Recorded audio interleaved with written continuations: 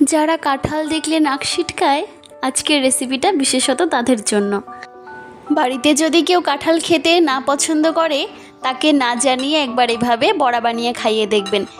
স্বাদের দিক থেকে হোক বা গন্ধের দিক থেকে, কোনো দিক থেকেই সে বুঝতে পারবে না যেটা কিসের বড়া। প্রথমে একটা মিক্সার বলে নিয়ে কাঁঠালের বীজ ছাড়িয়ে একটা পিউরি বানিয়ে নেব। এবার এই পেস্ট করে রাখা কাঁঠালের পিউরিটাকে একটা ছাঁকনির সাহায্যে ভালো করে আঁশগুলো ছাড়িয়ে নেব পিউরি থেকে। এতে করে বড়াগুলো খাওয়ার সময় মুখে কোনো আঁশ বাঁধবে না।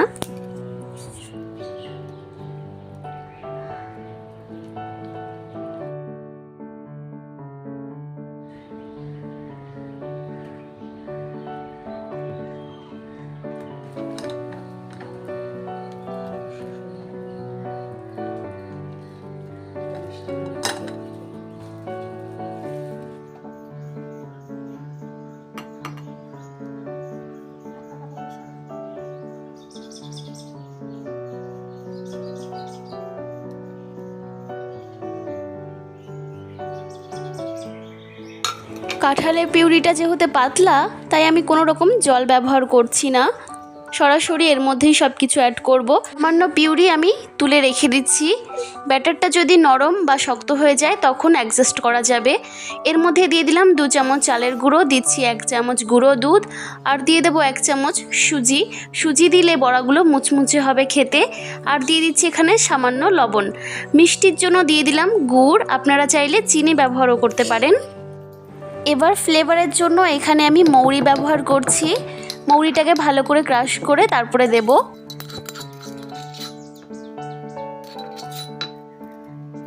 এবার এই সব উপকরণগুলোকে ভালো করে মাখিয়ে নিতে হবে। আমি যখনই এই ধরনের কোনো পিঠে বা বড়া বানাই খুব সুন্দর ফোলে, তাই আমি এখানে কোনো রকম বেকিং সোডা ব্যবহার করছি না। আপনারা চাইলে সামান্য 1/2 চামচ এখানে বেকিং সোডা বা বেকিং পাউডার ব্যবহার করতে পারেন। ভালো করে মাখিয়ে নিতে হবে। ভালো করে যত মাখানো হবে বড়াগুলো সুন্দর ফুলবে। ঢাকা দিয়ে রেখে দিচ্ছি আধা ঘন্টার জন্য। ততক্ষণে আমি বীজগুলো এখানে পরিষ্কার করে নিচ্ছি। এই বীজগুলো কিন্তু যে কোনো সবজির মধ্যে দিলে খেতে খুব ভালো লাগে। ডালের মধ্যেও অনেকে দেয়। আমরা কিন্তু অনেক দিন যাবত এটা শুকিয়ে স্টোর করে রাখি। দেখুন সুন্দর পরিষ্কার হয়ে গেছে। এখানে মিশ্রণটাও কিন্তু খুব সুন্দর ফুলে উঠেছে দেখুন। তখন একটু পাতলা থাকলেও এখন কিন্তু সুজিগুলো ফুলে একদম অ্যাডজাস্ট হয়ে গেছে। এই কাঁঠালের মিশ্রণটা আমরা নরমালি যেরকম কলার বড়া বা তালের বড়া খেয়ে থাকি, তার থেকে একটু শক্ত রাখতে হবে। এই কাঁঠালের বড়ার স্মেলটা এত সুন্দর লাগে, বোঝাই যায় না যে এটা কাঁঠালের বড়া না তালের বড়া নাকি আমের বড়া। যদি কাউকে না জানিয়ে খাইয়ে থাকেন তাহলে কেউ ধরতে পারবে না। কড়াইটাকে ভালো করে গরম করে তার মধ্যে রিফাইন তেল দিয়ে বড়াগুলোকে ছোট ছোট করে ভেজে নেব। বড়াগুলো ছাড়ার সময় গ্যাসের ফ্লেম লো করে দিতে হবে। আমি কোনো রকম সোডা বা বেকিং পাউডার ব্যবহার করিনি, তাতেই দেখুন কি সুন্দর ফুলে এক সাইড থেকে অন্য সাইডে চলে যাচ্ছে। এতটা ফুলবে যে আপনি এটাকে উল্টাতেই পারবেন না। দেখুন কি সুন্দর একটা কালার চলে আসছে। এই কাঁঠালের বড়ার কালারটা কিন্তু একদম তালের বড়ার মতো দেখতে হয়। এই পর্যায়ে বড়াগুলো ভাজার সময় গ্যাসের ফ্লেম হাই করে দিতে হবে, না হলে বড়ার মধ্যে অতিরিক্ত তেল চলে যাবে।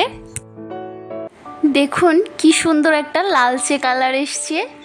এবার তুলে নিচ্ছি বড়াগুলোকে। খেতে কিন্তু দুর্দান্ত স্বাদ হয়।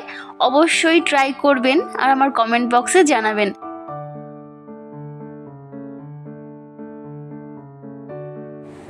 বাকি বড়াগুলো আমি একইভাবে ভেজে নিচ্ছি।